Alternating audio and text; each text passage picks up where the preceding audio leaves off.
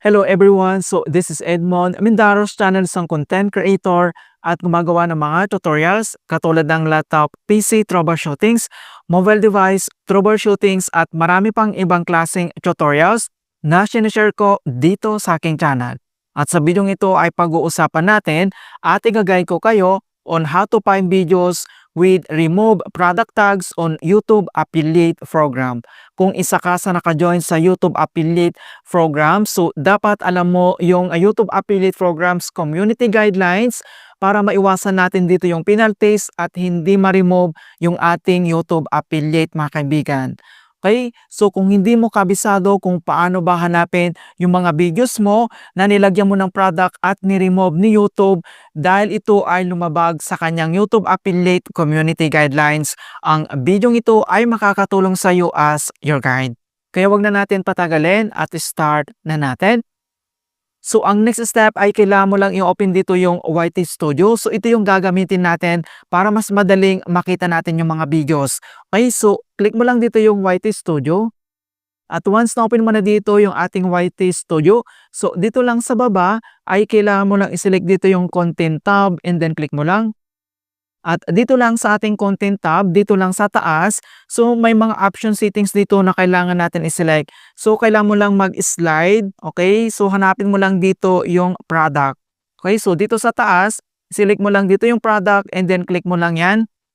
At dito lang sa baba ay mag-pop up tong notifications option na products and then may mga selections dito kung gusto mong i-select. So meron ditong none, tag, yung auto tag, yung tagging violations, and then yung auto added timestamp.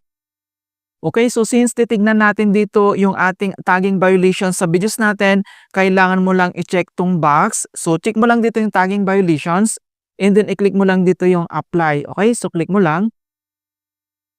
At dito mo na makikita lahat yung mga videos mo na nilagyan ng product na ni-remove ni YouTube. So, bakit po niya ni-remove yung ating product na nilagay sa ating bawat videos? So, ang YouTube affiliate tagging violations, so isa ito sa mga product na tinatag natin sa ating videos na nagkakaroon ito ng community guideline. So, ibig sabihin ay misleading po yung nilagay natin na product sa videos natin, hindi po akma or hindi tugma or non-compliant, kaya nilabag natin dito yung YouTube affiliate guidelines.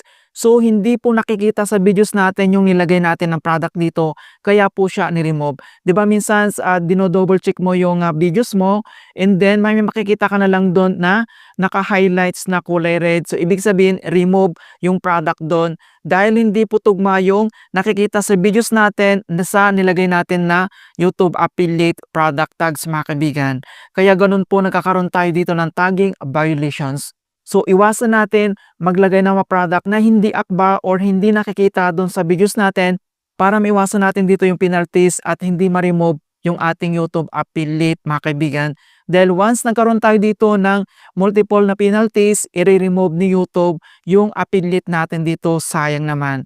So, malaki din yung pwede natin ma-earn dito na commissions sa pag-affiliate natin dito sa YouTube, mga kaibigan. And then, sa paglagay naman or pagtag ng product dito, so napakaganda dito dahil before and after mo ma-upload yung videos, pwede mo po yan lagyan ng product. So, unlike sa ibang platform na once na-publish mo na yung videos dito, ay hindi mo na ito pwedeng lagyan ng product. So, dito lang sa YouTube, pwede mo yan lagyan before and after uploading yung videos natin.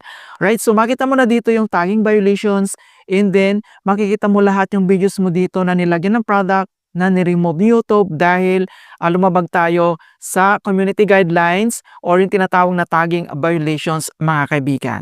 Alright, so ganun lang po kasimple kung paano natin tignan yung videos natin na nagkaroon ng tagging violations dito sa YouTube affiliate program. In hope na nakapagbigay ako ng konting kalaman at guide tungkol sa YouTube affiliate tutorials. Thank you guys and see you in my next tutorials.